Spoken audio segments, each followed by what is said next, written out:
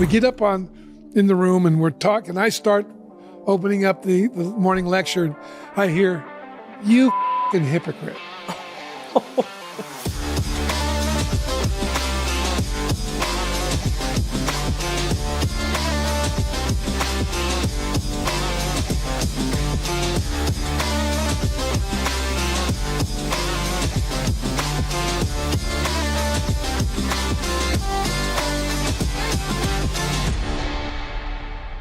Hey everyone, welcome to the Josh Lustig podcast. Today we're diving deep into some real, raw, truly transformative stuff, especially for my fellow Gen Zers out there. And honestly, this is for anyone that's looking to level up in their life.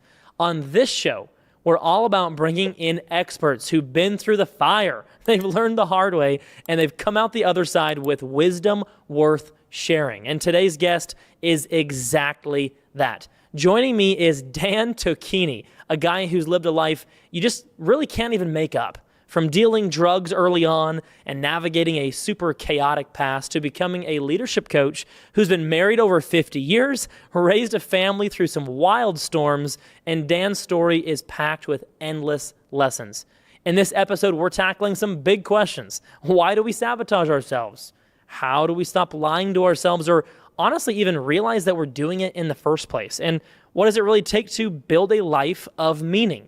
Whether you're talking in marriage or parenting or chasing a legacy that actually matters at the end of the day. We'll unpack how our brains trick us into survival mode, why suffering just might be the secret sauce to growth, and how Dan turned his criminal mind, so to speak, into a force for good.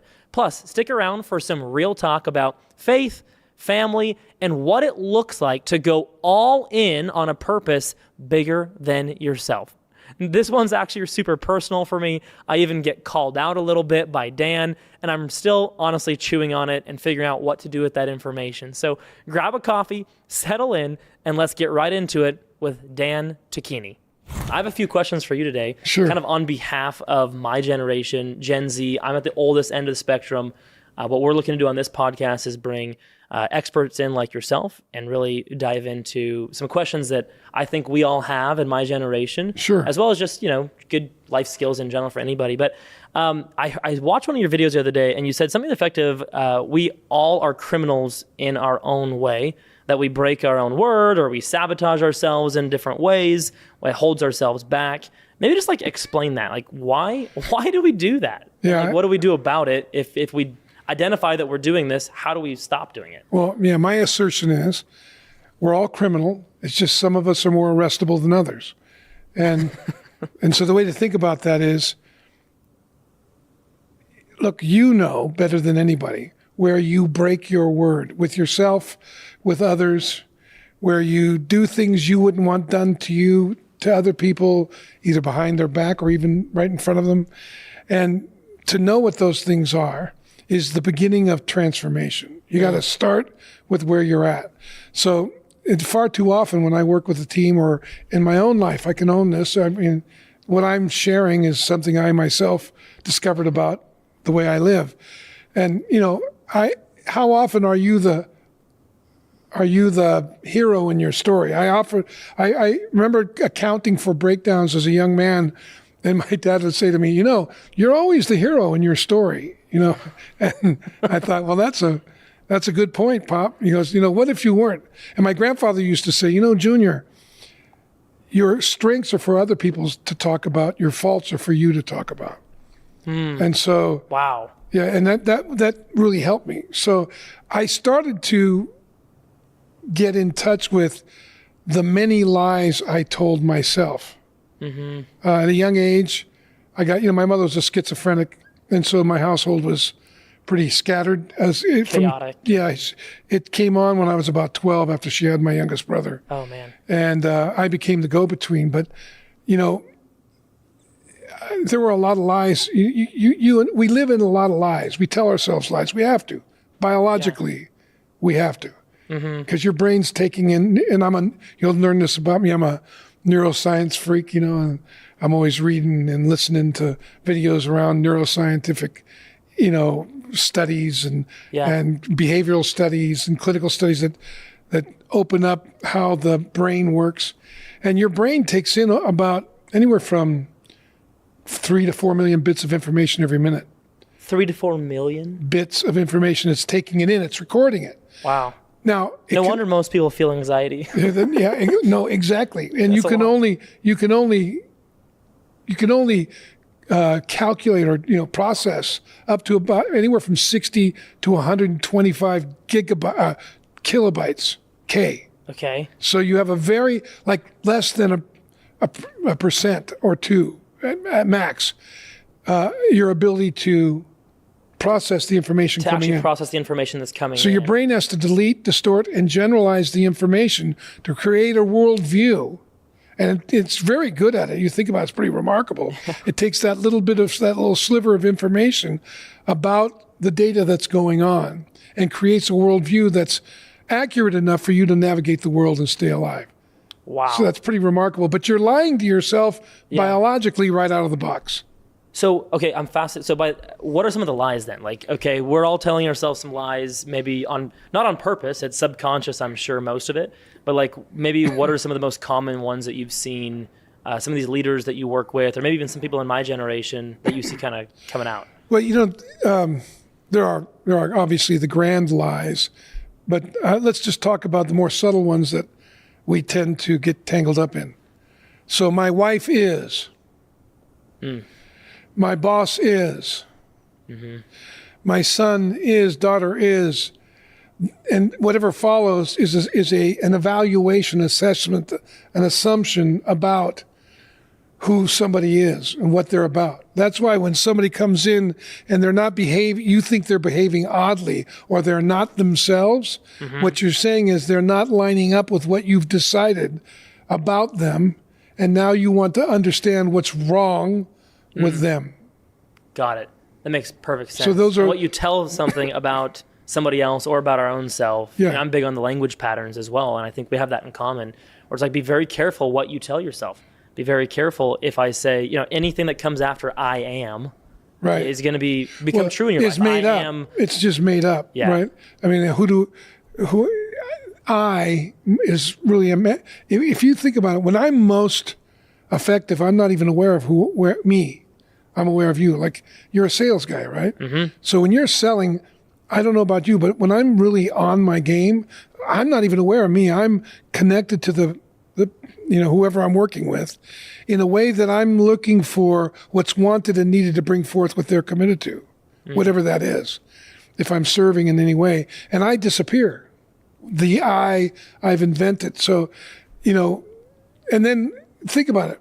When do you become conscious of yourself again? When something doesn't go the way you're automatically thinking it ought to go. Now you're aware of you. So it's kind of like expectations in a way, my expectations of how this person should act if they're how the situation should go, like that. So a lot of times, things don't go the way you think it should. Your brain will automatically default to its biological its biological default, in which is there's something wrong, bad, or broken about it, them, or me.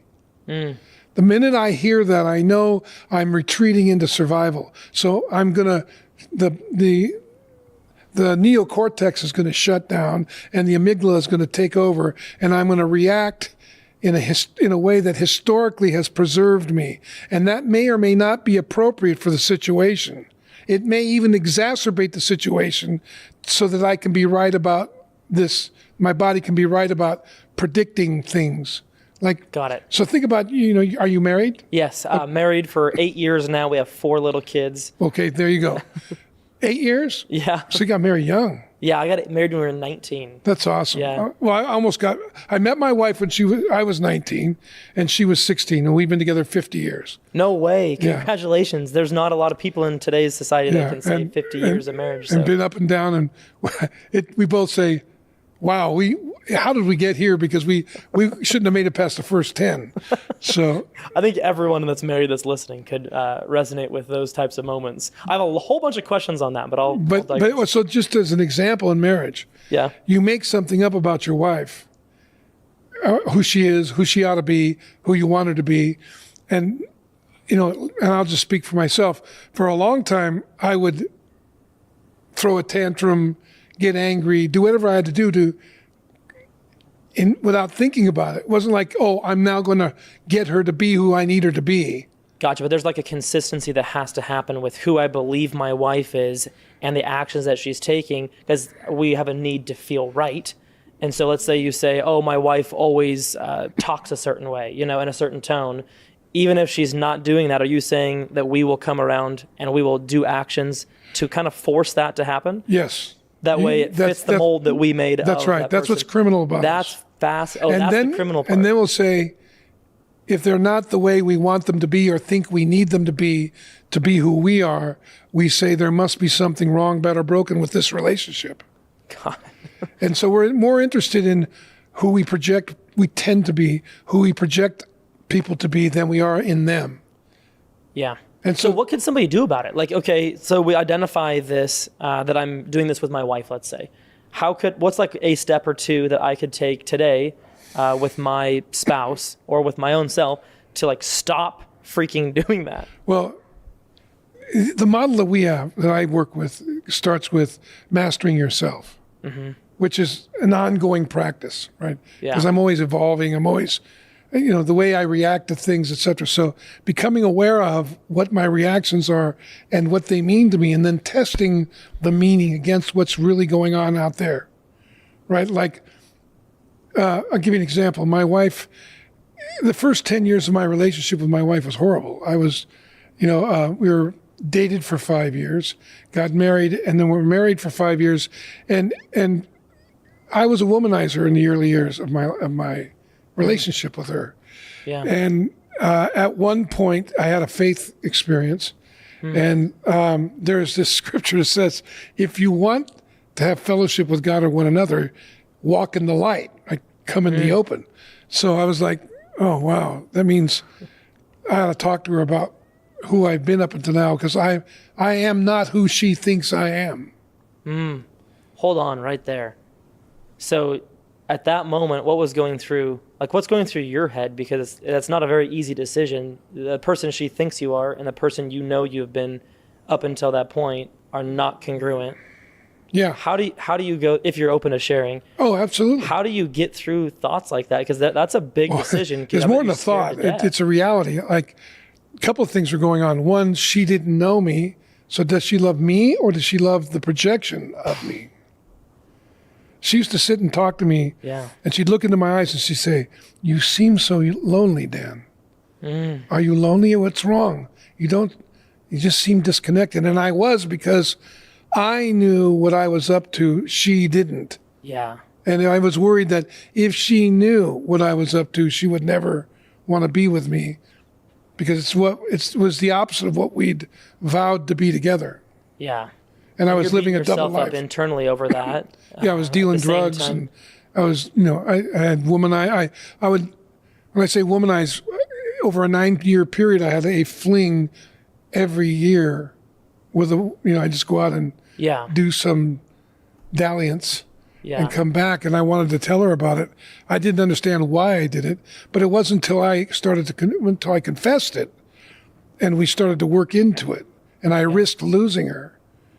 Because I realized I'll never have her, she'll never know me. I probably won't ever know her. And we had a little boy who was a year old at the time. He's now 41. Talk about the stakes being high. Yeah, they were high. In a situation like that. So you're sitting there and you decided to tell her, obviously. Yeah. So how did that all go down? I mean, did it?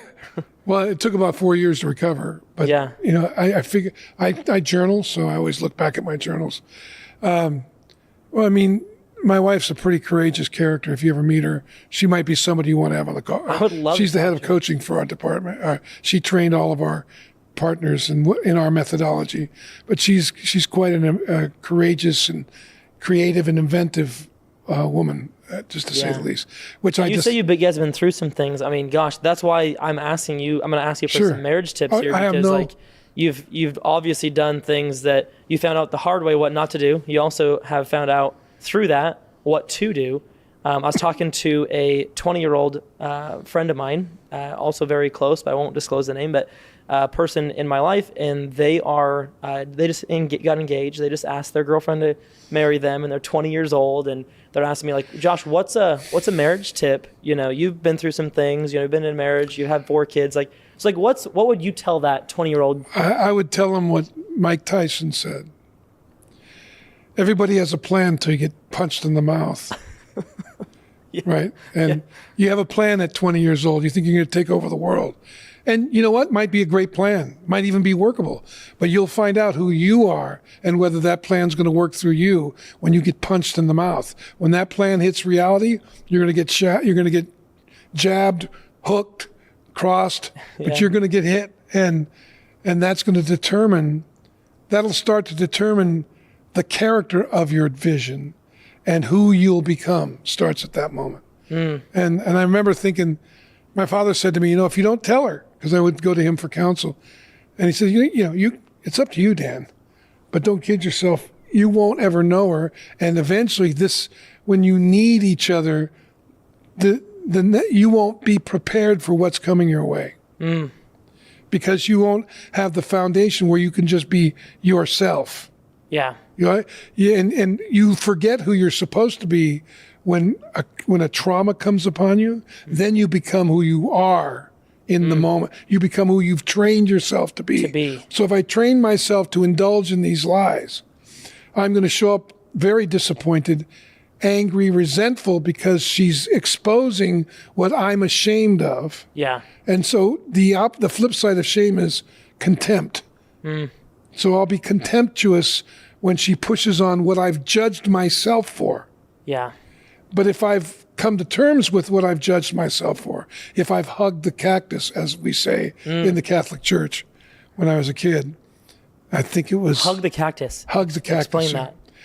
So the way to transform is, look, people transform 5 times as quick to avoid pain than they do to gain an advantage. Interesting. There's a number of studies around human development and transformation. The inquiry is, well, what causes people to change? Well, it's pain. Pain causes people to change. Running away from pain is more enticing. Rather to prevent it, let's not have this, right? Yeah. So hugging the cactus is embracing the aspects of your personality, the shadow, as Jung would say, that you judge yourself for. No. Hug it, get to know it, bring it close. Make it an ally, not an enemy.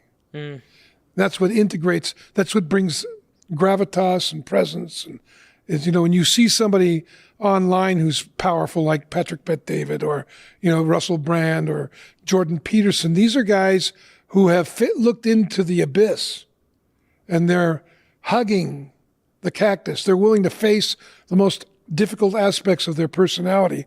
And without judgment, just get to know it. And so then it becomes an ally, because, one of the things I know about myself is when I get afraid, I puff up and become arrogant. That's usually a sign to me that I'm afraid. So if I find myself bragging or talking about my strengths or comparing myself with others, I know it's time to get real with myself, get vulnerable with myself, and maybe even bring that out in a way that can bring us together rather than create a competition that's going to push us apart. I love this. I've been, ever since high school, I got into like Myers-Briggs, Strengths Finder, like really these self-assessments that help you just understand yourself. And I was fascinated by it. And it led me down this whole path of personal development. And I remember reading something, and it's helped me in my marriage a lot. And I remember reading something about my specific personality, my strengths and weaknesses. And it basically is saying, you're a very kind soul, which I generally am in general. But if you feel attacked, you will hit back twice as hard. Yeah. And that is not a good trait. That's not a good trait to have. Well, but it's nice to know it. It because is. Then you can identify It's not a good trait in what context? In marriage. Well, it could be. It could be. Is there a place in marriage where that can become a benefit? How do you flip the script? A context. That's one of the things, C.S. Lewis talks about this. Human beings are made in the image of the Creator. That's what he would assert. And C.S. Lewis was a savage atheist when he was at Oxford, kind of converted there, and when he was working and kind of dealing with, the story of his conversion is pretty powerful. And then became one of the greats. Oh, he's great. Yeah, he's kind of a Saul into Paul. Yeah, exactly. Kind of a transformation. But he said, look, the things you judge as you ought not have them are probably divine characteristics that turn ugly because you use them for you. So if somebody, like if my wife, for instance, we've had some pretty intense, you can imagine in 50 years. Right. Both ways. Right. But, sometimes she would be so doting over my son and so protective that my bluntness became a gift at that time. She even told me, like, what are you doing? Can you tell me what was the purpose? One time she was badgering him to put something on. We were going to church or something on a Sunday. And I heard him say to her, she goes, "Put this on. You're not listening. Put this on." And he said, "Mom, I'm listening. I'm just not obeying." And then she said, "Well, why aren't you obeying?" He goes, "Because I have a question." She goes, "Well, what's the question?" She goes, "Are you having me do this for me or for you? Because if it's for you, I'm happy to do it, but just get real. Dang. You want people to look at me and think I'm a good kid because you're a good parent if I look good." Oh my gosh. And he was 12 years old. There's some wisdom there. Yeah. Well, our dinner table, we had, our rule was you sit down for dinner, and we didn't have phones then, but we turned the phone off. There was nobody, you can't go to the landline, can't watch TV. We talk. And if you have friends over, they stay for the full dinner, and dinner would go 2 to 3 hours, and we get into these deep conversations. And that's awesome. Yeah. I love that. That kind of brings me, I have a question on that. And I feel like the younger generation, just in general, let's just call it Gen Z, or just people in my generation, I feel like we have a reputation as a whole for, being maybe socially awkward. Of course, not everyone. Yeah. Socially awkward, or having a hard time, focusing, having a hard time going out and, meeting people. Of course, it sounds like you did not raise your kids in that way. You had 3-hour-long dinners. Would you, I guess, agree with that, like, kind of label that we have on our generation? And where do you think it comes from? I don't know. I'm always very reticent to label a generation, but Sure. Those are general traits. Sure, I could see those traits.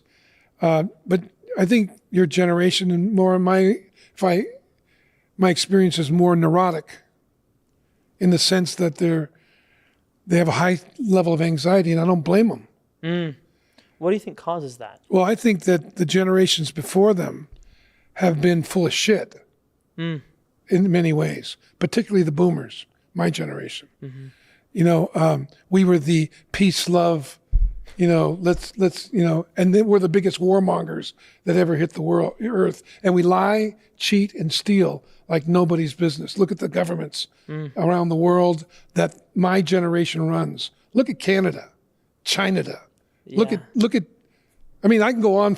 Don't get me started, but it bothers me because that's the generation I'm out of. Sure. And I would say it makes sense that you've been lied to. You've been lied to from cradle to grave. We all have.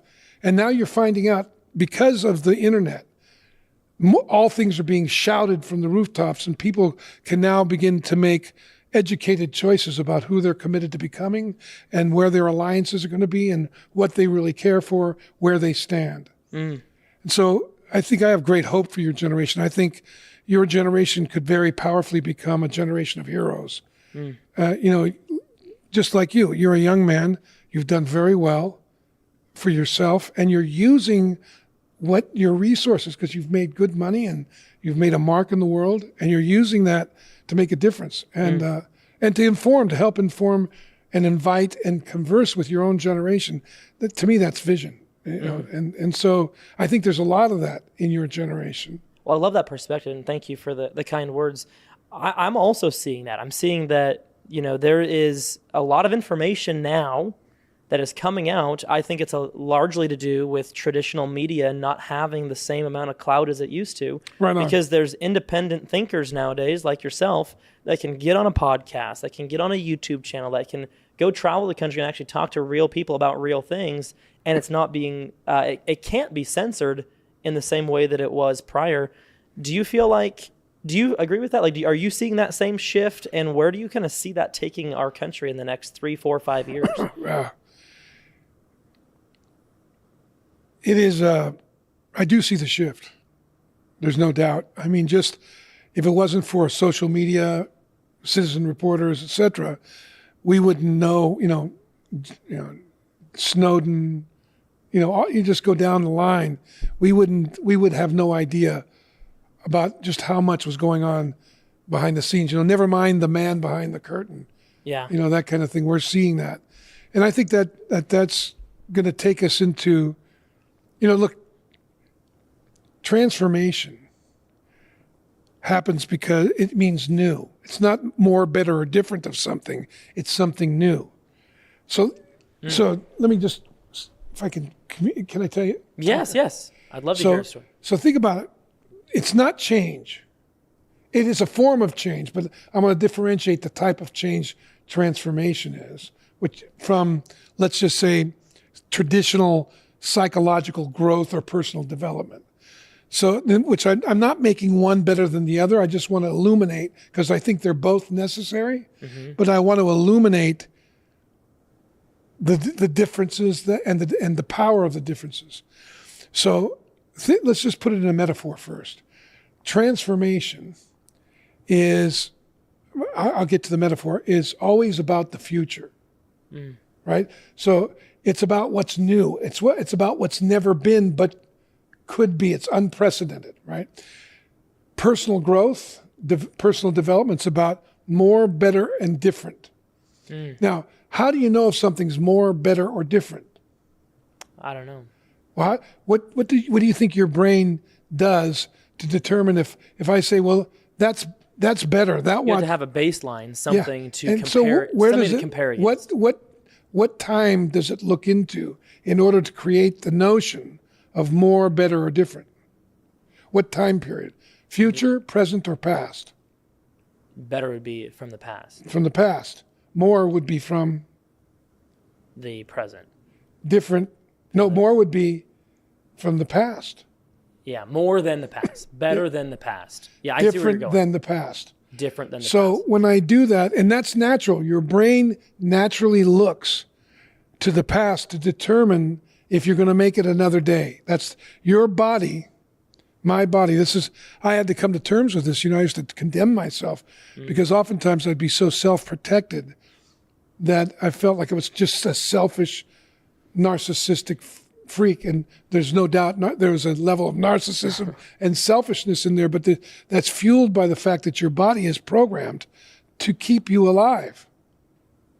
So if you see you're going to die, and dying looks like looking bad, feeling bad, being wrong, or being out of control. So if that starts to come up in your... Things that would feel scary to you. They're scary to you. So naturally, your amygdala is going to kick in.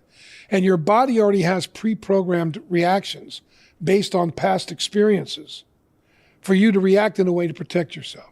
Yeah, like we're hardwired, if I understand what you're saying. Like we are hardwired to, if this happens, then this is my reaction. That's right. If this other thing happens... Thank God we're wired that way. Right? Yeah. That's why I'm not saying this is bad. Right. It just... Am I going to govern it? Or is it good? Am I going to have it, or is it going to have me? Yeah. Right? And so when, you say you come up against something, you'll naturally go into a defensive posture if you're in survival, because you'll think there's something wrong, bad, or broken with it, them, or me. And if anything's wrong, bad, or broken, there's only two responses to it. Two reactions to it. What are they?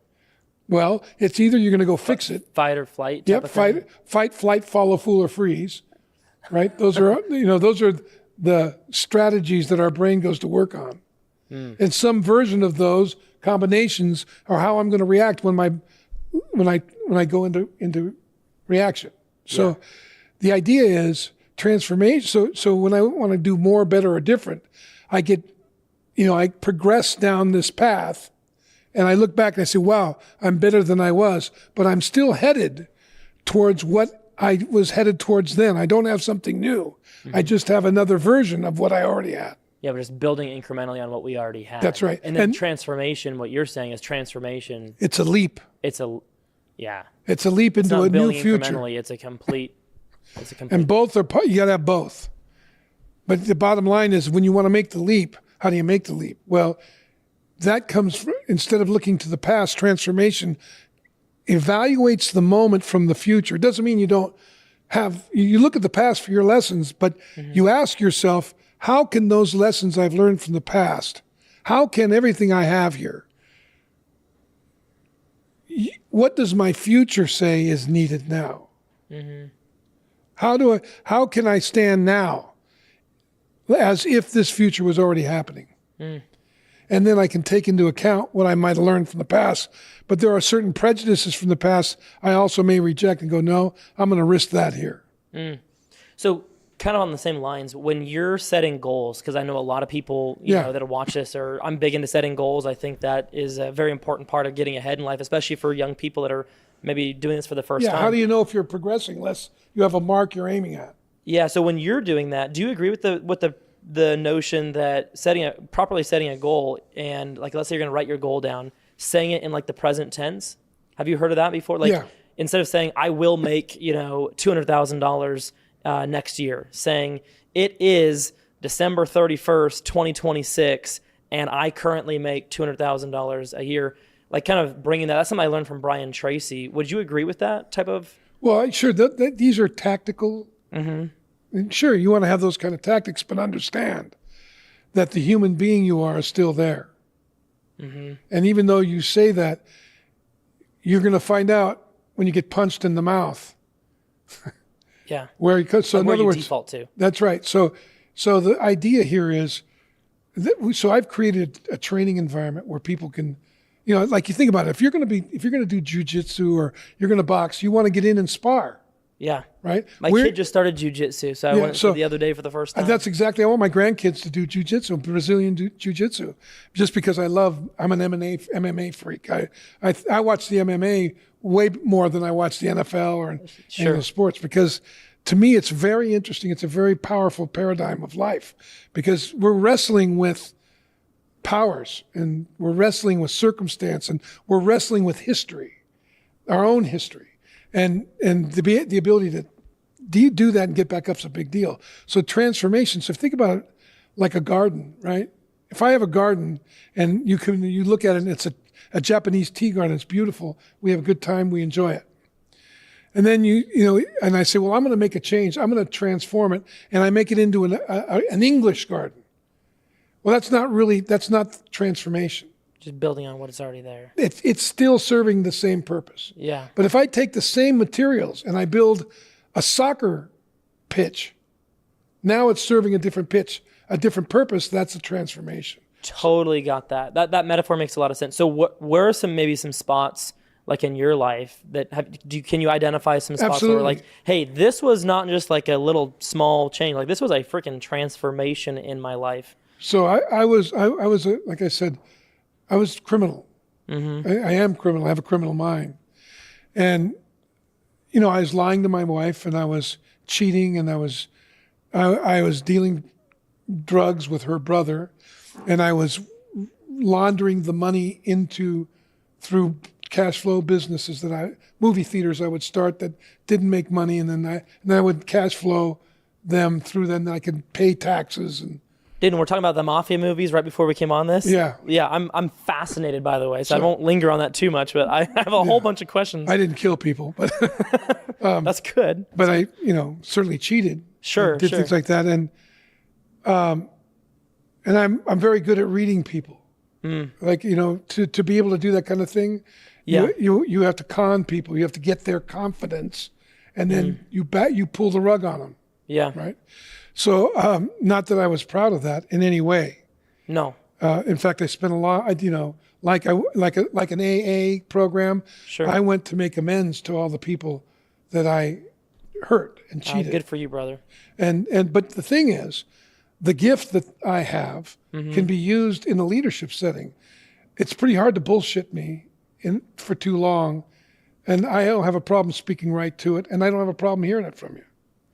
And that comes from those days of dealing with really tough people who, if you did the wrong thing, you end up dead, right? So Stakes are pretty high at that they are. point. And so I have I have a higher, let's say, tolerance for your disapproval than somebody who lives more like you. Do I want you to approve me? Sure. Am I looking to be a prick? No. So, okay, now I'm curious for myself. Super curious, Dan. I have some strengths, a couple over here. I have some big weaknesses. Let's talk about those for a second. I got a beat on a couple of them. I can tell. One of them was I was terrified of what people would think about me. Yeah. I have since worked on that. That's been something I worked on. I don't know if it's a weakness. I wouldn't call it a weakness. Okay. I would call it an overplay. It's a strength overplayed. That's how I would frame it. Okay. I like that. So you play the nice guy. You overplay the nice guy. And you are generally, I get, kind and open and gentle. And, I get that about you. I also get there's a killer in there. Mm-hmm. You don't make the kind of money you make without knowing how to put the clothes on the deal. Mm-hmm. And you probably do it with a bow, and everybody goes, thank you. Gotcha. And you're good at making it good, look good. Yeah. You're clean. You listen very well. You don't say everything you think. Mm. Those are all, I think, admirable. You're alpha, but you're very open-handed, so you're going to produce trust. Well, I appreciate that, and you are very good. My question here for me is I've identified something. Well, I know the downsides of that too. Yeah. Which are extremely probably calculating, judgmental. You pick off weaknesses fast. You hold them, and then if you have to attack, you use them. You're not far off. Yeah. I wonder what your wife would say. Get her on the podcast. Let's get another chair pulled up. She would have a great time. I know my wife could tell you the same thing about me. Yeah. And she has, when we do marriage, like we do marriage work, and we're going to go do actually a small event this weekend in North Carolina. And then in May, we're going to Italy with 7 couples, and we'll spend 3 days doing this kind of thing. And she'll read my mail right there, and we'll be talking, and that we just open flow. Yeah. Like let's just talk like we would at home. I love that. Like this is there's no show here. We're just talking like we would, just regular conversation, and that way we're actually getting to the real stuff. One question I have for you is you obviously have a skill that you can just speak directly to it, whether there's low stakes, high stakes, it's in a corporate environment, wherever. Yeah. I am actively working on that with myself. I told the team that, I told Rob, my COO, I was like, that's what we're working on. Right for on. me is maybe how do we you should speak? talk about doing a little leadership weekend, or maybe I would love you that. should come to the Revenant in March, 6, 7, 8, 9. I would love that. What's one thing that I could do, Dan? Like, okay, why do you think it is that I have a hard time speaking? Like, let's say I don't like something. Let's say somebody brings me something and, whatever, let's just pick this. Let's say this podcast, it's an editing thing. I don't like it or something's wrong. Sure. Why do I have a hard time voicing that I don't like it? All right, so let's say the problem isn't that. The problem is the question you're living out of. Okay, I'm tracking you. Okay, let's go down that So path. what would you hear? What would you hear? What did you hear in that? Like, if it wasn't that you if it wasn't that you don't have a problem not saying what you think. That's how you frame it. And you want to know why you do that. I want to know why it's hard for me to voice my opinion with people. It's not a problem for me if we're in a big circle, but if it's with like staff or it's with my family. Let me flip the question. Yeah. What do you get from not speaking the hard things? Status quo, no rocking the boat. Okay, so you get, and what else? Less problems to deal with that day. Okay, yeah. Because you're not, Good if you don't say anything. Good for you, you're tracking. Come on, let's get closer to the cactus. Let's pull that cactus in. Oh, he's getting a little prickly over here. Could it be you grew up in sales, you're very agreeable, so you learn to be very agreeable. Could it be also part of that? Well, what do you get when if I say the hard thing, then I have to deal with what comes next, which might be maybe I am a little bit, I don't want to say terrified, but I think if I dig deep enough, maybe I am, of like hurting somebody else's feelings, not in a big setting. Like I have no problem saying it from a stage. If somebody stands up and says something, no problem with that for some reason. Well, yeah, because you're not depending on them for much. Correct. But if it's someone really close to me in proximity. You're depending on them for more.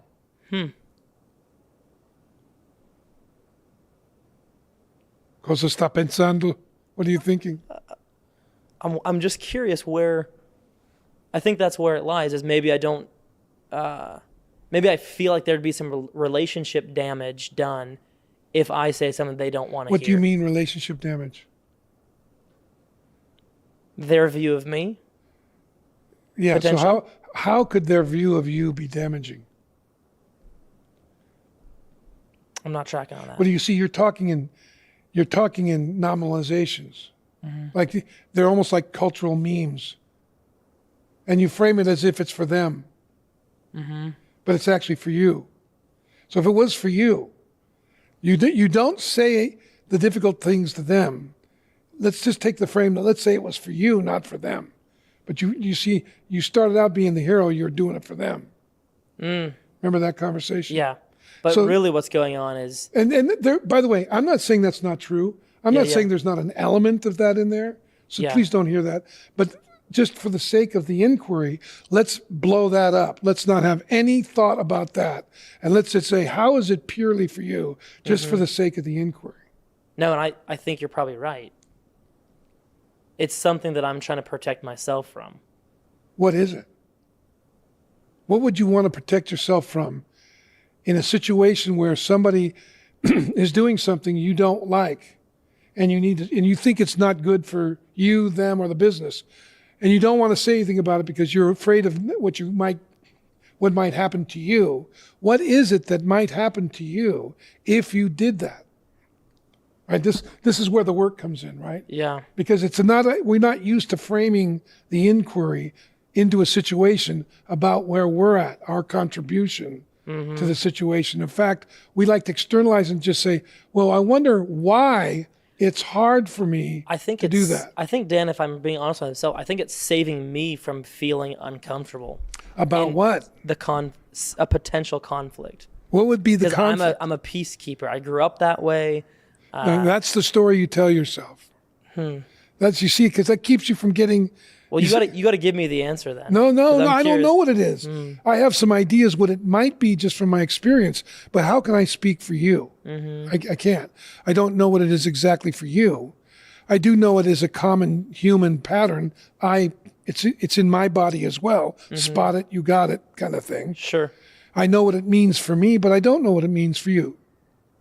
Right? And why I'm like, when I work with people, like let's say in a training, like in the Revenant, it's a leadership training, deep training, 4 days. I work like this because it's a process. And better you come to it than me say, oh, here's the answer. I don't know the answer, but I do have some insights, right? I can share my insights with you. Like, well, maybe there's a certain aspect of you that you have judgment about that you're afraid if they see it, they would judge you the way you judge you. Well, I'm going to continue digging on this. This is an interesting thing. And for me, I'm just, I'm looking. Non scapare. What was that? Don't run away. I'll you go notice there. you're going on to something else. You know? I'll go there. I don't know. What do you think it is, though, for you? I'm just interested. Not like, look, let me give you I'll tell you one of the big ones for me. For me, I'm afraid I'm a fraud. That's my fear, my bottom fear. When I get down in there. So I'm afraid that somebody's going to see that I'm as fraudulent as I think I am. And so that's when I'll lie, cheat, exaggerate, shut down, pretend I'm a nice guy, be a tough guy. Sure. There's all these different things that I Exaggerations That's that right. come out because of That's that. right. Because I'm protecting myself from them seeing what I've judged myself, judged about me, because what I'm holding against myself, my life lie.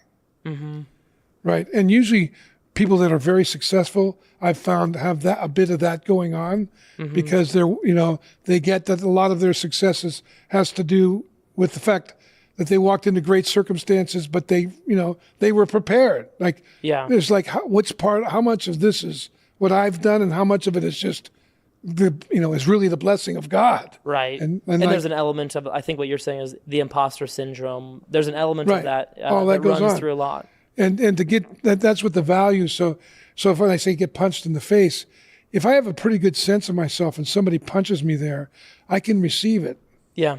And I can consider what they say, take truth from it, and still make them an ally, get shoulder to shoulder with them, not make them an enemy because I'm afraid they're going to see what I don't want to see about myself. Yeah. The comments that hurt the worst are the ones that have an element of truth, and you're grappling Right with, on. is this, That's the ally. You're grappling right? with That's yeah. the ally, because when I get defensive, I go, there must be something. Yeah, somebody can't hurt you in the money category very easily because you made a bunch of money. Yeah. Like, that's not gonna.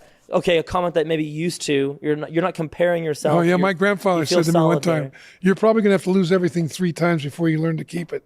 And I would get so defensive until after the second time I went, "Some bitch, he's right." He's right. He's dead now, but that dude knew. And I get so defensive with him. "You don't know me, Pop. I'm not like you." Blah blah blah. He goes, "Oh, not me. I did. Only took me 2 times. You, it's going to take 3." Some lessons you have to learn for yourself. Yeah. I found, I'm big on mentorship. I think that's like, if I were to give somebody, like a young guy asked me at our event the other day, what's like the cheat code? Not that there is one, but if there was one, how do you get places faster in business? And I go, look, there's 2 ways to do it. You can either go the hard route and you can learn everything on your own, and you probably, because you're ambitious and you're young and you'll probably do it. Might take you 10 years, right? Or whatever. And a lot of skin. And a lot of skin, a lot of trial and error, and a lot of like almost quit moments. And if you don't quit, you'll be successful. That's a method you can use. But the smarter way is if you can find somebody that has been there, done that. That's why I'm so excited about interviewing people like you, is you learn from other people, and you can do it in 3 years. Oh yeah, man. It took me a while to get that one. Yeah. I was so, if you haven't, I'm a fighter and cavalier, and I was going to show everybody. I was going to show my grandfather. I was going to show my father. I was going to show this guy, and I got beat up pretty good and drug under the bus for a while. So it's good to meet somebody at your age who's willing to do that, because that really, your willingness to learn, it'll save you years. I was really hard-headed, still am, but. Well, you've learned a lot along the way. And you obviously have had teachers and mentors and coaches along the way since then. What's something, like, if you were going to rewind and go tell your 20-year-old self, you're going to go give one piece of advice, if you go back in time, what's one thing that you'd tell yourself? Whenever you find yourself defensive, ask yourself, what could be true about what they're saying? Instead of just putting up a wall. The way I'd frame it is, if it was true, would you want to know? If this was true, would I want to know? Would you want to know? That's the question I ask myself. When my wife lays something on me that I get defensive about, the first thing after I usually get defensive first, she goes, "You know what's funny? You get defensive, but I know you're listening." That's what she, after many years. So I'll get defensive, then I'll go, "God, if it was true, would I want to know?" And then I calm down. But that's just the fighter in you, right? Like the initial response is just like, well, come at me. Well, my dad was so quick to get into my shit that I found myself constantly pushing him back. And I think that I got, pretty predetermined in that way. Well, what's interesting is, we're talking about this hug the cactus. We're talking about all these things. Part of your story about you and your wife and having that hard conversation early on into your marriage or whatever. I think a lot of people have never experienced unconditional love before. Yeah. And when you hear something from somebody and it's an attack and it's true, you put up this fight or flight. I'm gonna fight. My initial response is, this can't be true, because if it is, then I'm a bad person. I'm this, or whatever. Right on. But I'm bad, wrong, and broken. Exactly. And that doesn't feel good. But when you have somebody, at least in my experience, and I have some similar moments where, there's a hard conversation and you have somebody give you unconditional love, which I don't know how your conversation with your spouse went, but at some point, obviously there was forgiveness. Oh, she forgave me. But she said to me, "I don't know if I want to stay with you." And I remember we said, okay, and I completely understood. I was expecting her to leave. Sure. She said, "You sleep in, no more, we're not going to have any physical contact. Yeah. You sleep in one bedroom, I'll sleep in the other. Let's do this for a year, see how it works out, and I'll let you know at some point whether I want to stay or not." Wow. And the first month we did that. I'd go to work, and I was working for a company called LifeSpring, which was a human potential, self-development program in Northern California. And I'd go down and I'd work with people and communicating and breaking through. And it's the irony of it all is just quite crazy. While you were dealing with a lot of your... At home. We teach the lessons we most need to learn. That's right, exactly. Yeah. And it got to a point where we had just bought a home and we were eating away at our nest egg. And I would say, hey, honey, we got to talk about this because we're eating away at the nest egg. Is there some way you can help? Because she was staying home to watch Danny. And we get in this argument back and forth. And I'd storm off. We'd meet in the morning, breakfast. I'd eat breakfast. I talked to her about this, and then I started getting angry at her. And we're living in separate rooms. And I'd storm off to go to work in a tantrum.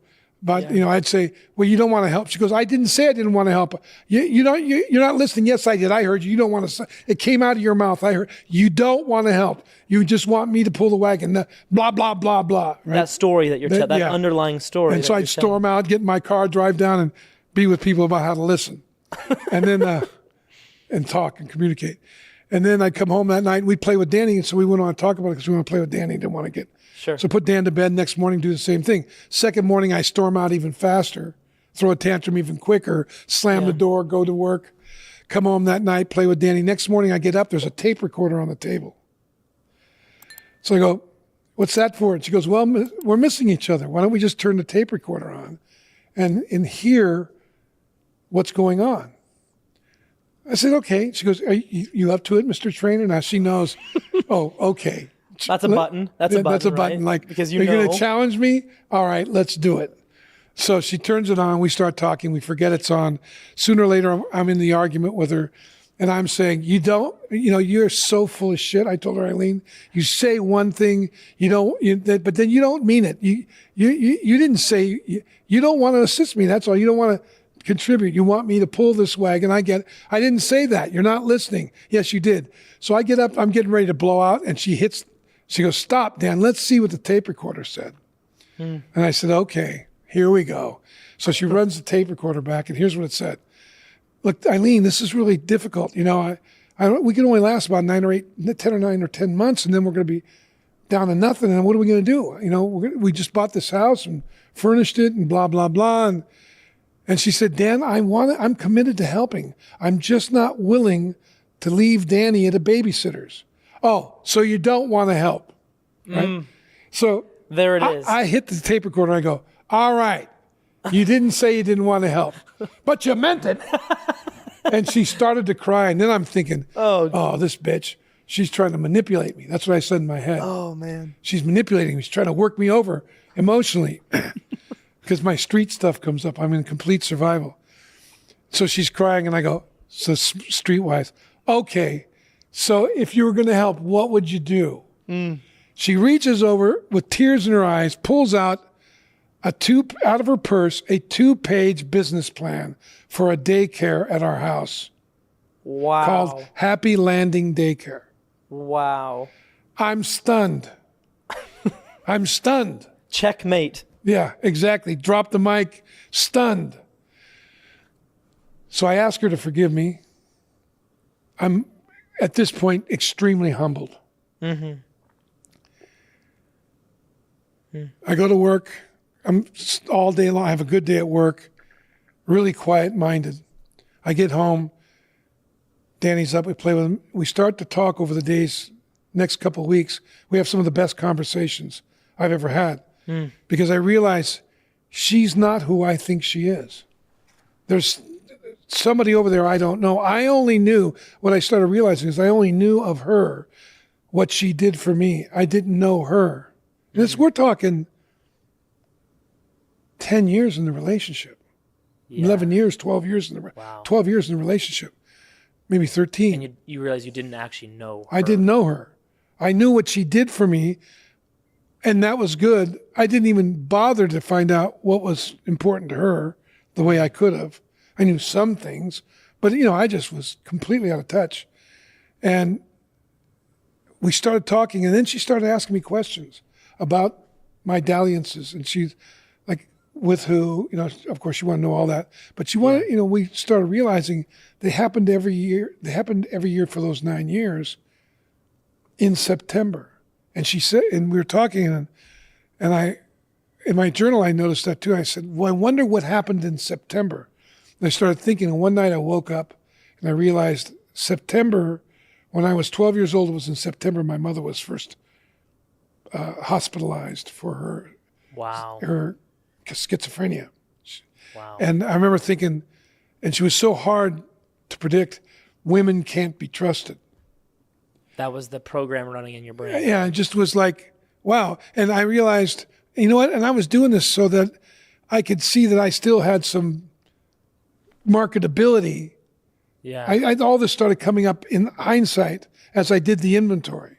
And then I could go, and we had these talks. And about 2 weeks after we had this recording and we had these talks, I come home one night and there's a note on my bed. She said, come back to bed. I forgive you. I'm ready. Wow. And then that's how that. Gosh, that hits you right in the feels. Yeah, it was beautiful. But and that takes a strong person. Both to go through that. Creative. She's so creative. Communication-wise, I don't know anybody like her, man. She's tenacious as all get out too, boy. I'll tell you, she'll be in your shit with both feet, and then she'll apologize if it doesn't work. Right? She's like really flexible. This is a very inspiring story to me, and I'm sure anyone that watches this will feel the same way. What if someone's going through, like, what are some words of encouragement maybe if some guy is listening to this right now and he has something that he needs to tell his spouse? What would you, I mean, obviously you were scared to death about this. The first thing I would do is sit down and I'd write down what the issue is. What do you want to tell her? And be clear. By telling her this issue, what is it you're committed to accomplish? Because when I first confessed to my wife, and she started inquiring into the details of my dalliances, I got contemptuous, got up, and I was going to walk out. Sure. And as I turned my back to walk out, she said, so, who are you confessing for? Is this another opportunity for you to use me? To make yourself feel better? To relieve yourself? Or are you here to transform? Wow. Stop me dead in my tracks. I'm sure. And so you think about, why am I confessing this? For what purpose? To make me feel better, or to actually transform and solve something? To transform my relationship with my wife. And then if I'm willing to do that, then what prices am I willing to pay? Yeah. Right? Like I knew when I talked to her about it, the potential for losing what we had was there. And that probably is what needed to happen. We did in ways lose what we had. Right. But that had to die for something new to be born. And if you're not willing for the death to occur, then you won't have something new ever. If you're not willing to give up, what I'm hearing is, you tell me if I'm right, what I'm hearing is if you're not willing to give up what you currently have, you're probably not going to get the transformation that you're looking for, the next level. That could go for all areas of life. That's right. What I say is what you're unwilling to face now will eventually defeat you. Is that your, so talk to me about this concept, the shit hors d'oeuvre. I read about that, some article you wrote, the shit hors d'oeuvre. You did a little homework on it. I looked into you, Dan. Yeah, so my grandfather used to say to me, Junior, problems come to you in bits and pieces and slowly and then all at once. So usually the problem comes as a shit hors d'oeuvre. Now, it's an annoyance. You don't want to eat any shit, so you push it away. And then it comes back a few days later as a shit sandwich. And you don't want to eat that shit sandwich, so you push that away. It's even worse. And then it comes back as a 2-course meal, and if you push that away, we have a shit buffet. And so when I work with teams or couples, the problems that you're suffering now that seem so overwhelming were just an hors d'oeuvre some months, weeks, years later, before. Before it. And then you didn't pay attention, so now you have what you have. And now you're going to have to make some big decision, you think. But the big decision you make is without the correction of the assumptions that produce the problem in the first place. You're just relieving yourself instantaneous short-term gain. So if Eileen would have just left, we would have just broke up. We both would have been stunted because we would have to do the work of how did I sow this in my own life? Like she did too. Like it's 3 or 4 years into our recovering each other. At one point she came home and I would come home at night. Like I used to hate coming home because, when I was a kid, I hated coming home because obviously why? Right. And so after I stopped doing drugs and started getting sober, I started going home and enjoying it and wanting to have say-so and how Danny was raised and Elizabeth was born, and I wanted the house set up as well. I wanted to have a say-so. Well, she's like at one point, I liked you better as an addict. You're out of my stuff. Because the payoff was she had control of the checkbook. Mm-hmm. I'd put a lot of money in there. I kept my own money on the side she didn't know about. She had control of the house. She did what she wanted. So, I said, well, now it's your turn to recover. You're a here's your recovery, right? And we laughed. We learned to laugh. Like the other day we got in this argument. We get pretty sharp in our arguments. But, we look at each other and literally we end up within 5 minutes where literally I thought she was going to pee her pants. We say things that make us look so stupid. Then we see ourselves and we start to laugh. And I've had friends stay with us. They see us. It gets pretty sharp. Everybody gets uncomfortable. And then all of a sudden we're laughing and they're still in the what the f-? You know what I mean? Like there's an intensity. There's an intensity. We don't hold back. When we do a marriage workshop, I'll never forget that one of my partners I got to be partners with. It was 28 years ago. He came to this marriage workshop that we were doing. And on the second day, it's about conflict resolution. And my wife and I that night have the biggest fight we've ever had. So big that morning, so big, we ate at the same restaurant at separate tables before the workshop. Brutal. And this is a faith-based workshop. Yeah. So we go in, there's 28 couples, 56 people. We've had a very powerful first day.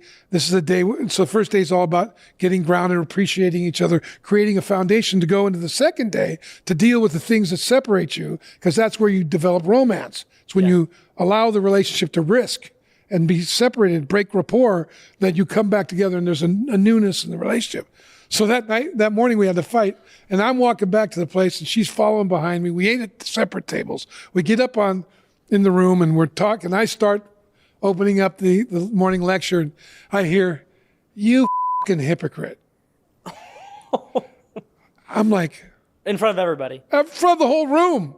No, you fucking hypocrite. And I'm like, what? She goes, you're a hypocrite. And then she goes, tell them what's really going on, Dan. That's how it started. So we unpacked it in front of the room. The whole thing. A real-time thing you're going through that day. My mouth went dry. Yeah. My body went into survival and I had to knock it off.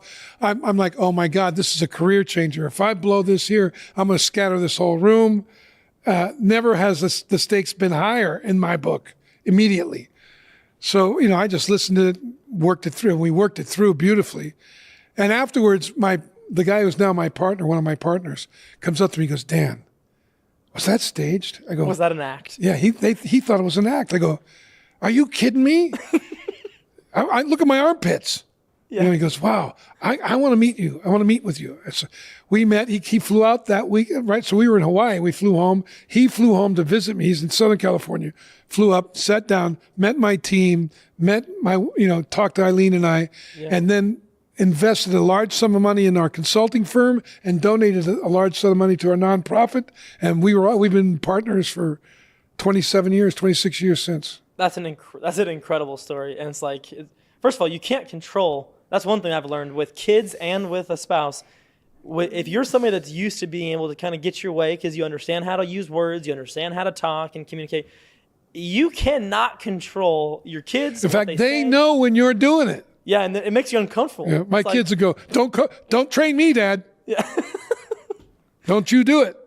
For us, it's very humbling to go to church. We go to church every Sunday. It's just part of what we do. Yeah. I want to raise our kids that way. And we got 4 little ones, 7, 4, 2, and 1.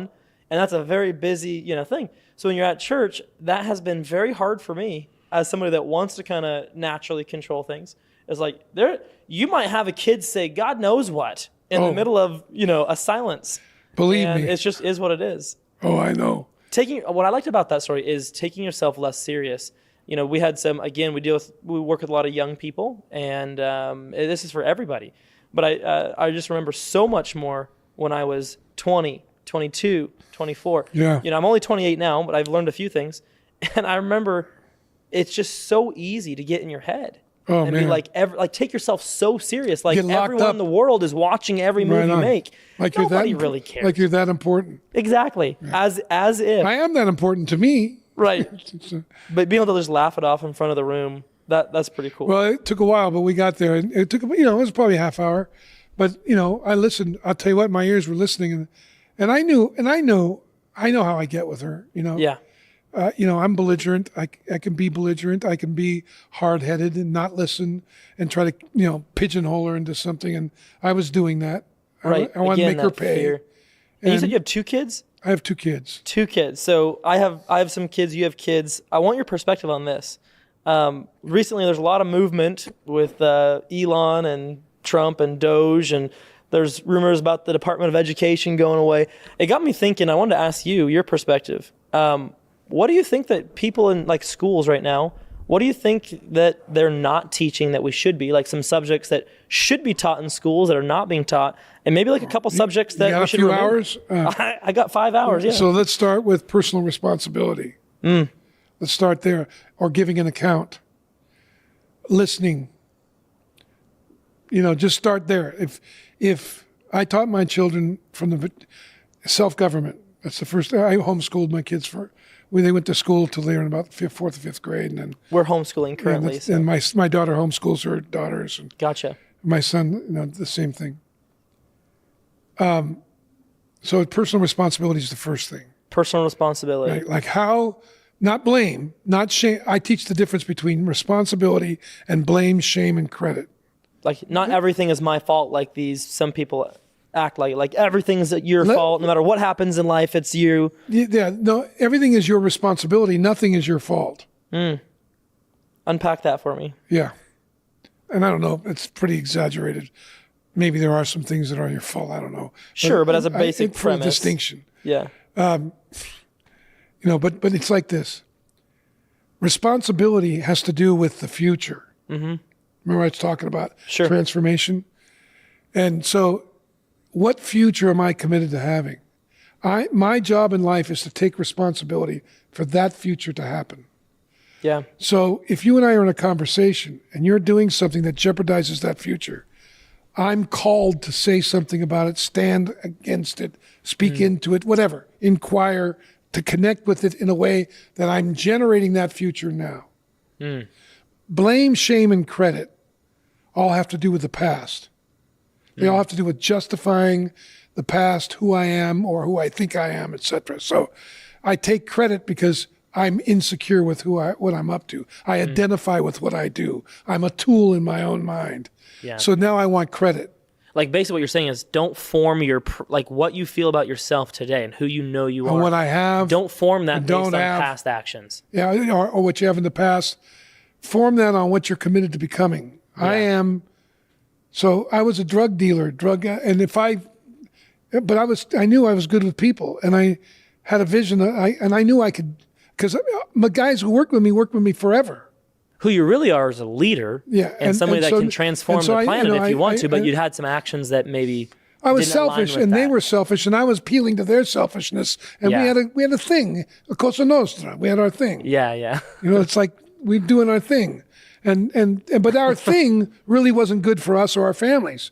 Right. It wasn't generating life around us. We had to hide and stuff. Anything where you have to hide and you can't tell your kids about it and you have to silo your life is ultimately going to destroy and undermine the synergies that could be created by those relationships that could bring unforeseen beauty into the world and order. Right.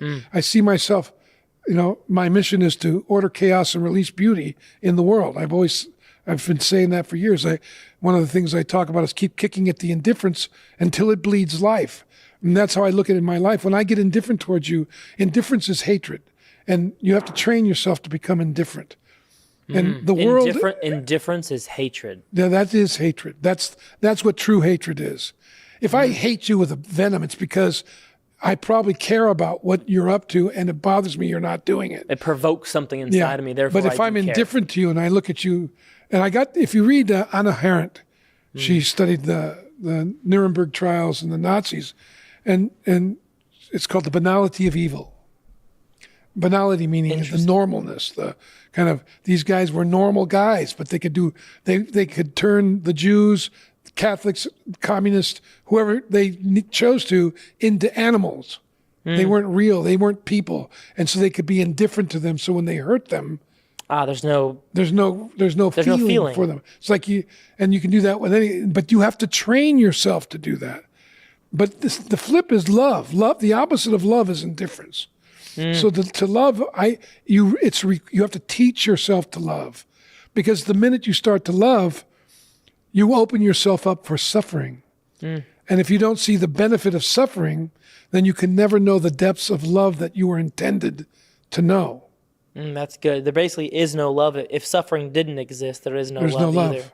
No, because if I love you, not who you can be for me, not what you can do for me, not who you should be, but who you are, and I invest in you, and therefore when you hurt, I hurt. Like if you have children, you know this. 100%. And that doesn't change. They get older, it's just the same thing. It just, you care for them, and you want to save them, but like the one thing I've sought to teach my children is how to suffer well. Because it's in suffering that wisdom is born. There is value in suffering. Oh, there's if you read the scripture, that's one of the lessons are that, look, great peace have they who love thy law, and nothing by any means can disturb them, can hurt them in a way that it will destroy them, right?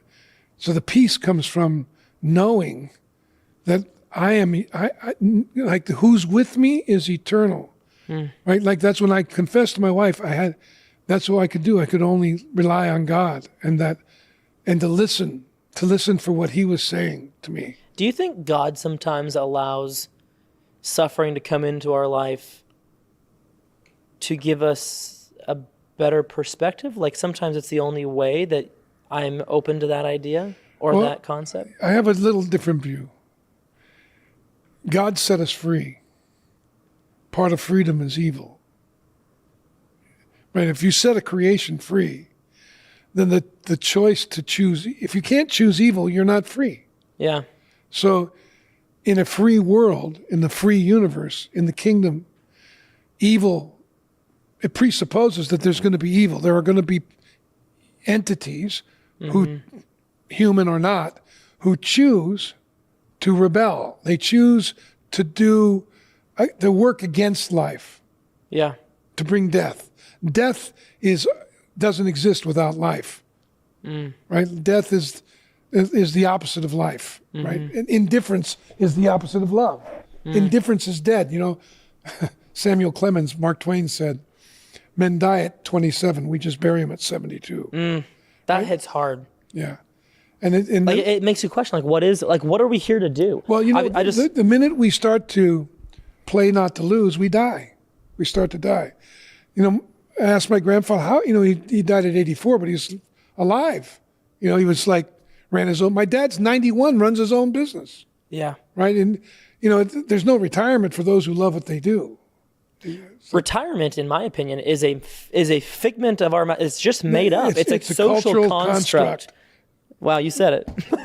Right on. And I recently went through this exit process, and we technically, unlike being a man or a woman, that's a biological construct. I'm with you on that as well. But we went through this exit recently, and we made so much money that it forced me at a young age, I was 27 last year when we did this. It forced me to actually question the meaning of life and to say, well, if money is I know the answer. Money's not the end goal, but we all need to figure it out for ourselves, it feels like. And so when you get it, you have to start questioning and saying, what is life all about? And my financial advisor at the time, who no longer is my financial advisor, said, Josh, we could do this and this, and you could just retire, at a young age and do all these, whatever you want. I'm like, what? Like drink margaritas on the beach in Mexico? That's going to get old after a week. You know what I'm saying? And then you got to go work out afterwards. Yeah, exactly. Yeah. And that's just not going to be good for a guy like me. And, I guess the answer that I came to was, what do I want hundreds of millions of dollars in the bank and I die if I look back and say, for the past 40 years, I've done pretty much nothing for humanity. The people that have the resources should be the ones that are out there pushing things forward, in my opinion. And it feels like our society right now is constructed, if I just did what he said, which would be the norm, everyone's like, why are you still doing this? Why are you working? Why are you spending it all on these ventures? And why would you not just take it the easy road? And I'm like, well, because look at the social structure here. We have people that work their entire life. They save up a bunch of money. They retire. Most of them don't even spend it, and they give it to their kids. So that money, that whole time, what is it doing for humanity? What is it doing to push good versus evil? What is it doing? I'm getting on a tangent here, but there's a point. No, I'm listening. When we get to the end, so we have all these people that do that, and then their goal is to pass it to their kids who are now in their 20s, 30s, 40s, to pass all that money that they made on to their kids. So the money when you had it was never doing any work really for the good in a big way. And then you pass it to your kids who are in the prime age to go out and really make a difference in the world because they have the energy and the ambition and all that. And they get all this money and you kill it, you snuff it. Because now, what do they need? What do they need to do it for? Yeah, so that money goes down the line. Why not have the decision that I'm just going to play all out? I'm just going to say the goal is not to give my kids a bunch of money. Sorry, kids. The goal is to go out of this world saying, I left it all on the court. It's all out there. And what if I die with 0 or 1 billion? Doesn't matter. What matters is what did I do of impact? And that's the realization I came to. That's why we're sitting here on this podcast. That's why we bought a jet to fly around the country faster. And it's like, there's a feeling that I want to go all in. Right on. I imagine you have feelings like that as well. Very similar.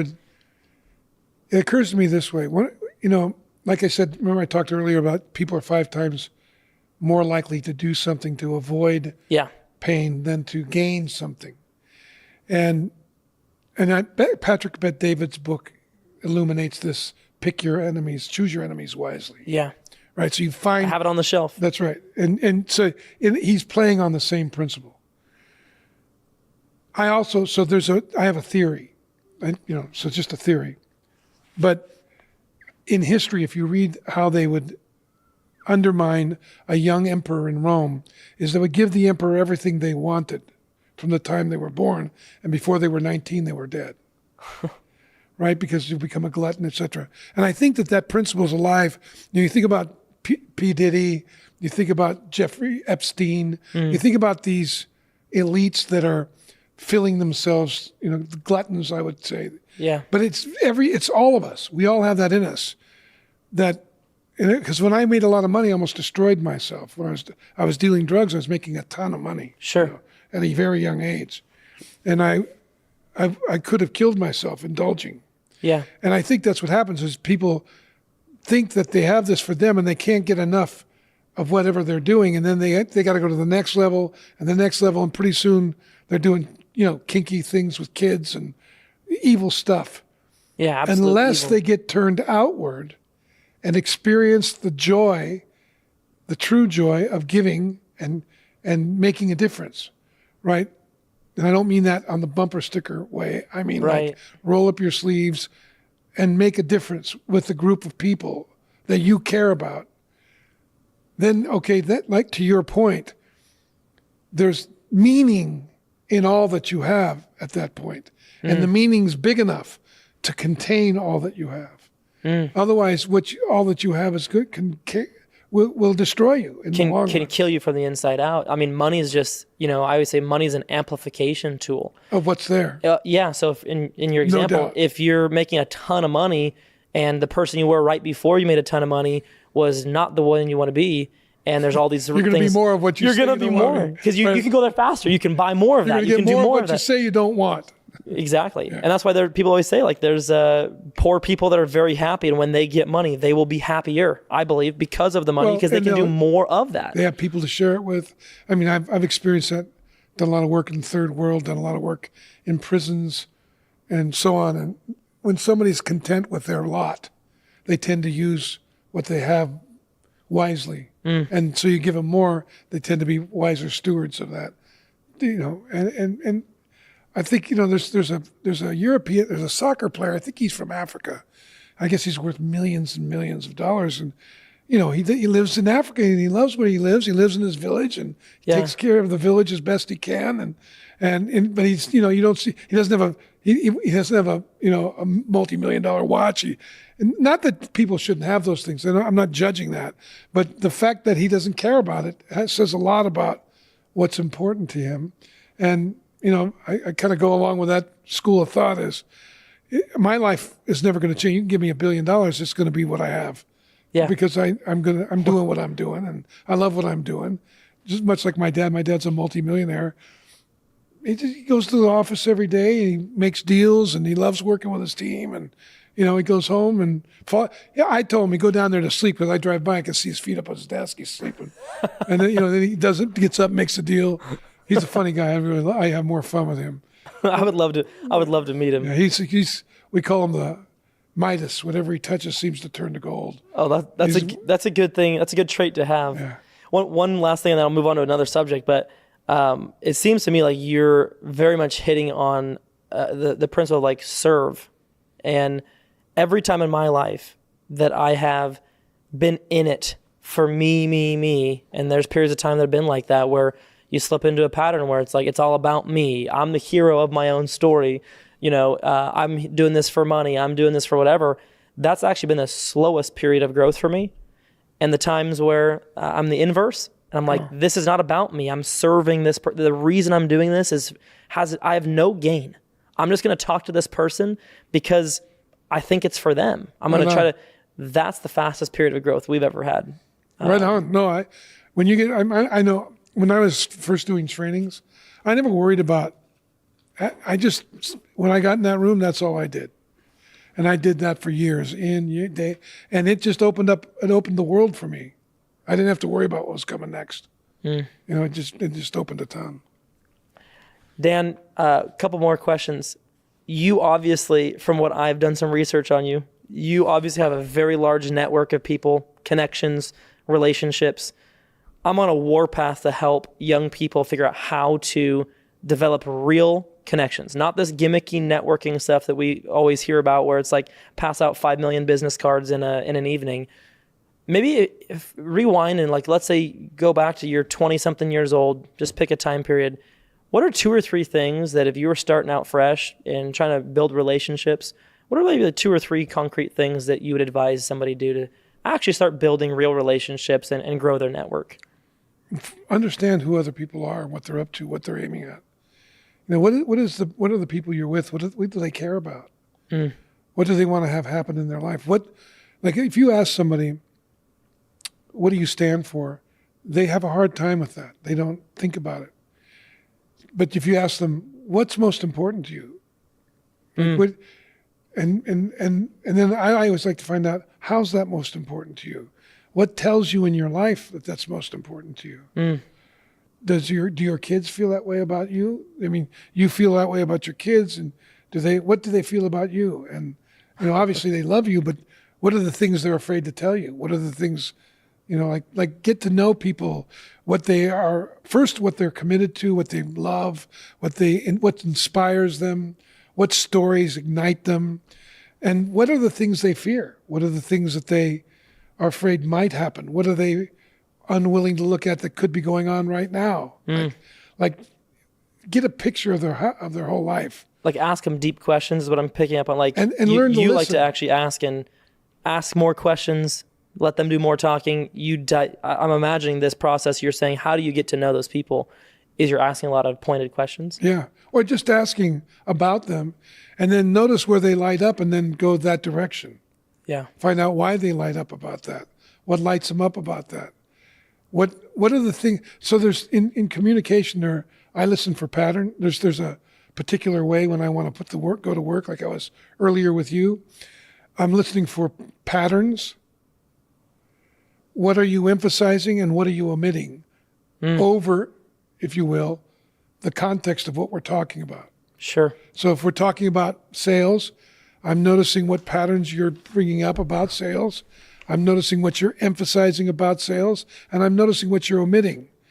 What are you de-emphasizing? What are you not naturally shying away from?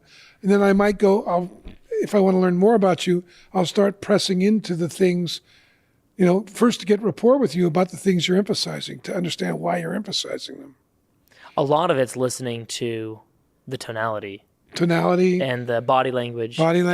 Like, if I'm understanding you, like predicates, where they're going, what phrases they're using. how do they position themselves in the story? Yeah. What are they not saying? Mm-hmm. Like, that's what I meant omit, because you can tell what somebody's not saying by what they emphasize. So in the tone, if somebody's omitting being a tough guy, Mm-hmm. you probably know that they're afraid at some level. Mm-hmm. Or they're being a nice guy.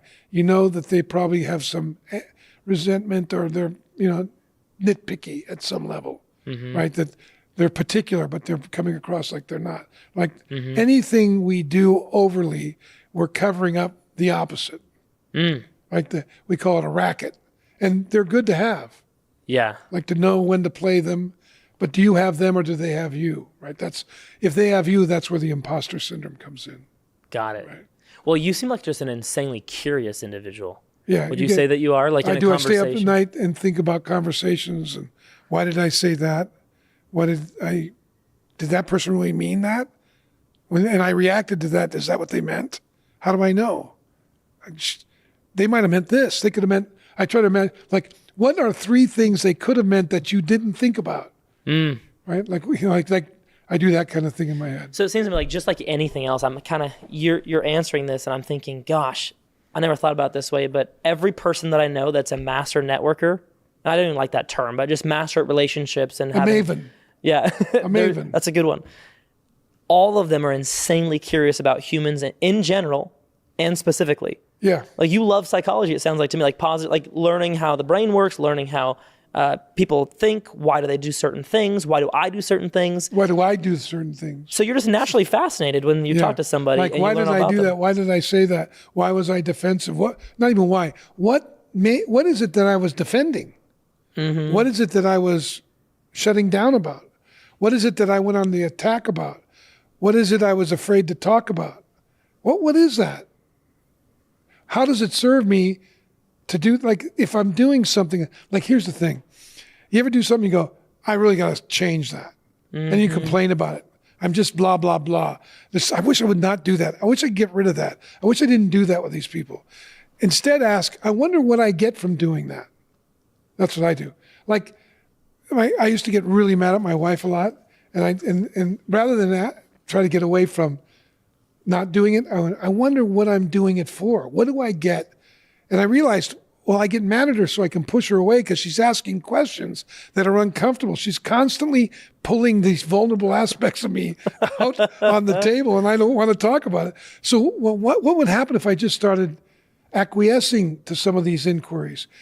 And I noticed that when I started doing that, and I said, no, I don't want to do that now, she'd back off because I had opened up in ways that she got it. And I could say, like, can we just talk about this later? Because I have a lot on my mind. She knows. She's like, what are you thinking? She comes in, so, what are you thinking? like I was what Patrick Bet-David did this show, and it really touched the buttons on me about legacy. And I went to bed thinking, and next morning, and the next 2 days, I'm like really thinking about it. So about the 3rd day, she goes, okay, let me in. What do you think? When you're like this, I know you're thinking something. You think about making some changes? I go, no, I just thinking about what on that show that night about me leaving a legacy. What is this the legacy I want to leave? And what aspects of this legacy do I want to not, like change, shift? What is it, are we really clear with each other and the kids about, like, what is the fullness of our legacy? And so I sat down and talked to my daughter and my son about it. And both of them had similar responses about what our legacy is. And I'm curious, would you share? Sure. Are you open to sharing? Yeah. The best way for me to illuminate this, I can say it, and then I'll talk about what the legacy is, but best to tell the story. About my daughter, when my daughter was about, we had moved a lot. When they were young. We homeschooled and we moved. We lived in Santa Rosa for a long time. We went to Hawaii, planted a church, and worked with a faith community out there. Then moved back to Michigan, and I took a job on at a basically it was a Michigan Drugs, it's called, and basically it was a pharmaceutically traded, we traded pharmaceuticals like McKesson. Gotcha. So, we'd buy McNeil or, like Tylenol and sell it to drugstores, or we'd buy, cancer drugs and distribute them to different doctors' offices and so on. So we were back in Michigan, and she was turning 14, 14, and she was getting pretty gothic-like, kind of dark and removed from the family at times. And my son had a good friend. They were all friends, tight little crew. My son's 3 years older than my daughter. And he had a friend named Derek, and Derek and Lizzie and Dan, and they all hung out together. Well, Derek's dad's 50th birthday, we invited him over. We held the 50th birthday, just us, the two parents, the two pairs of parents and the kids. And then we had a nice dinner, and after dinner we're having dessert and drinking a little port and talking, gonna have a cigar. And Dan goes off with his girlfriend to do some homework. They go to the library, and Elizabeth's hanging out with Derek. And my wife's preparing dessert, and she gets this premonition that Derek's forcing himself on my daughter. So she goes upstairs and catches him on top of my daughter. So my wife's 5'2", and Derek's about 6 foot. She comes barreling down. I'm downstairs with his dad, celebrating his 50th birthday with a cigar. And down the stairs comes my wife like a screaming banshee with this 6-foot kid by the ears, like she wants to tear him up. Yeah. And my daughter behind him going, "Wait, mom, mom, mom." It's the most awkward moment I've ever had. And that's saying something, probably. Like, you've been through a lot of stuff. Pretty awkward. My mother got me a little more awkward, but this was one of them for the family. So I stop everything. We awkwardly say goodbye to Derek, his family. They leave. I turn to my daughter, go upstairs, and say, "What's the deal? We've got to talk about this." And she's just basically, "You." Like shut down, cold, and my daughter can be cold. It was a chilly household that night. Oh, yeah. So I just told her, "Look, honey, I'm not going to trust you. I'm going to pick you up at school every day. I'm going to take you to dance. There will be no socializing until we have a discussion. I have to understand what's going on." Cold, silence, nothing. "Okay, good. I'll pick you up tomorrow. Don't make any plans because you're coming home. You're doing homework. Wherever you go, whatever you do, I'm taking you there." So I set myself up to do that. I pick her up at school. I bring her home. First day I go in. I sit down with her. "What do you got for school?" And she looks at me and she goes, "So is this your pathetic effort at being a father now?" Oof. And I'm like, wow. I'd like the Terminator. These responses come up. You, this whole, down to the last one, which is, "Okay, good point. You got me, true." So that's the one I chose. True, you got me, I'm defensive, so true. Go back, this goes on for about a month. I take her everywhere, cold as ice. I call my friend in California, who he was an elder at a church that I was part of, and good friend of mine, loved the way he raised his family, loved his kids. I ask him, I go, "What do you think?" And he goes, "Dan, I'm not your guru," that's one of my lines, right? Like, I can't answer for you. I would just say that don't stop speaking who she is over her, who she is for you over her. Speak who she is for you. Keep that in your mind and then open up and just see what God does. So I start doing that. It goes on another month. Nothing. Month and a half. We're 2.5, 3 months in. Whew. That's tough. She's not cracking. Big snowstorm. She's got to go to dance one day. It was a Saturday in Ann Arbor. We live in this little town called Dexter. It's just south of Ann Arbor, about 16 miles. And so I'm driving her to work to the University of Michigan on the back roads, and there's snow everywhere. And we're in this big Bronco, and she barely, she's 5'6", 4'6", 4'7". She could be in a kid's. She's that tiny. Yeah. And she's a great dancer, and she could slip right out of the seatbelt. And I pull over because I just notice how tiny she is and the enormity of that chair. And She's looking out the window, cold as ice. She's colder than what's outside. And I pull over and I stop the car, and she turns and looks at me, and I just start to weep. And I told her, I know I am not fathering you well. In fact, I'm failing. I see it in your face. I see it in your demeanor. And I want you to know something. I'm never, ever giving up. I will follow you to the ends of the earth. If I fail, it'll be my failure, not somebody else's. I will never stop pursuing you. And I just started weeping. And all of a sudden, she jumps out of the seat and buries her head in my chest. Oh, Pops, I love the way you love me. And she's weeping in my chair. I love the way you love me. And I'm thinking, women, failing, and you love the way I love you. And I'm just like, what? And she looks up in her tears and she says, you never give up. You never given up on me. Thank you, Dad. I didn't know what to say. He didn't mean to do this. This was not his doing, Derek. I started and I just didn't know how to stop it, Dad. And I'm so glad that Mom came up, but it's not Derek's fault. Please don't be angry with him. And please, I need you to know everything about me. I said, okay, you want to talk? She goes, no, I'll give you my diaries. So I read her diaries. You don't want to do that. I gave them back to her. I never want to see them again. Yeah. And my daughter liked, from that day on, like this. Like my wife would come to me and go, how come she wants to come talk to you about sexual things and not me? How come she wants to do this? And she comes to me for everything. You're a safe place. Yeah, because she knows she can say anything. And I never told my kids they had to bring their spouses home. So she brought 3 guys home. She married the 3rd. It's like, hey, like one guy she wanted to marry. I said, if you want to marry him, I'm with you. But let me just say something. You marry him, you stay with him. You're going to live through this. So I want you to go. Like my wife, I got in this big fight because she wanted to go to the Army base and stay with this guy. She was 18. I said, hey, she goes, they're going to have sex. I go, honey, I think that's already happening. Well, that's just an incredible story of like just a father's love. And I know we share a faith background. First thing that came to me is like, isn't that kind of how we are with God? Yeah. Like, isn't that a perfect story and a perfect metaphor? It's like, it's the prodigal arms. son. Yeah. I love that.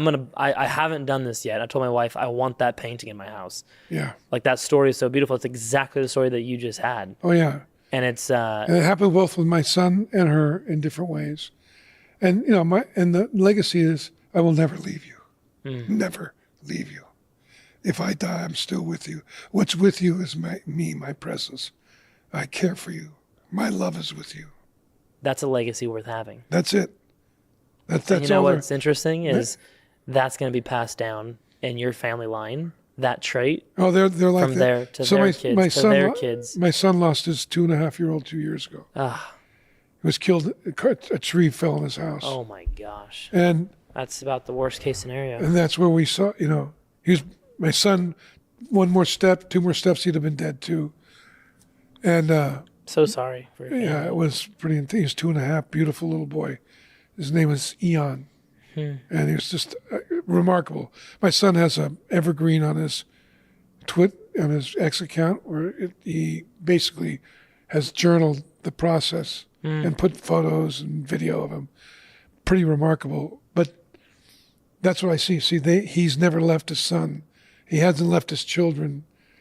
We rented a place after it happened, and the whole family, including his ex-wife and her fiance and the kids, all of us stayed for a couple of months, just lived and talked through this as we went through it. Healing moment. Yeah, and we just dedicated our time and resources to that.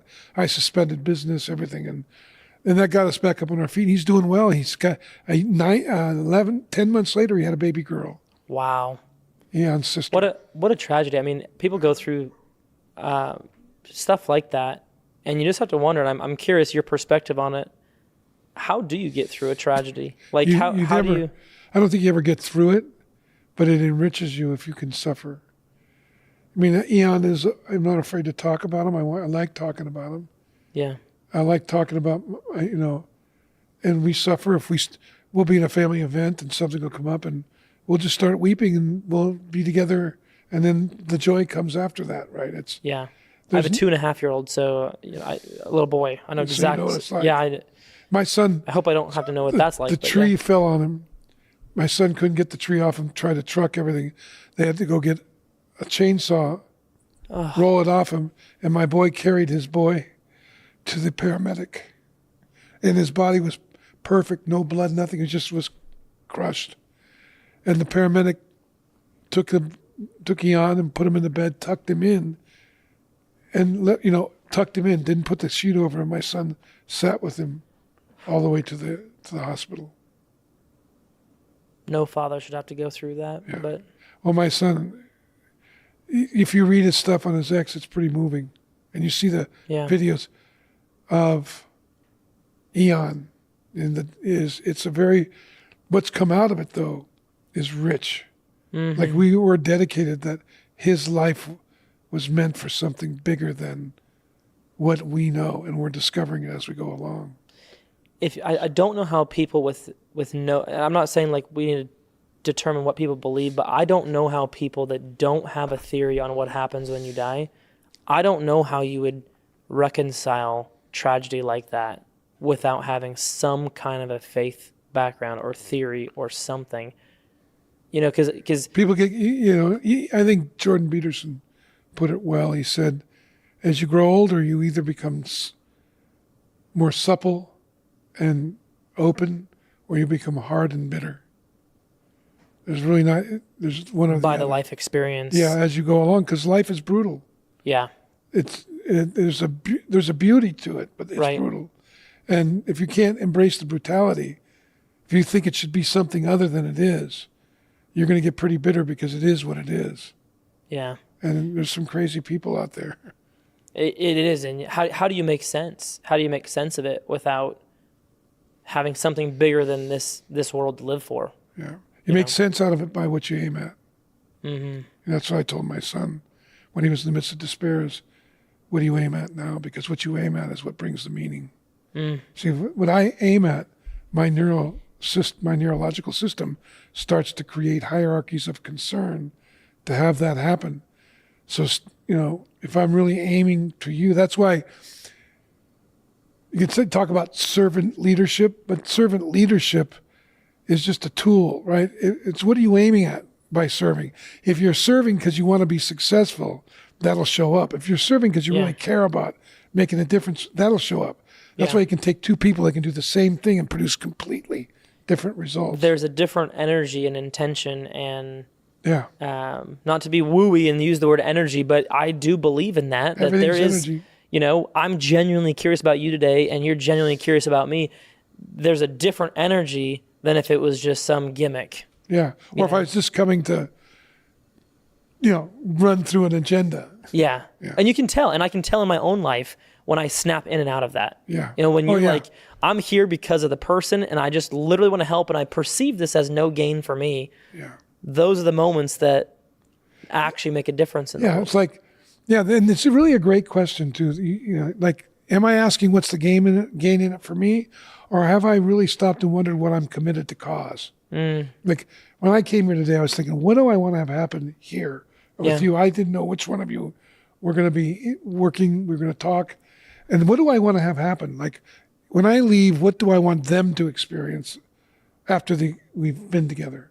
That I think about that. So then I aim at that when I get here. And for me, it's authenticity and compassion, love, and commitment. Those are the things. Like ordering chaos, releasing beauty. I love that. That's a great tagline as well. Yeah.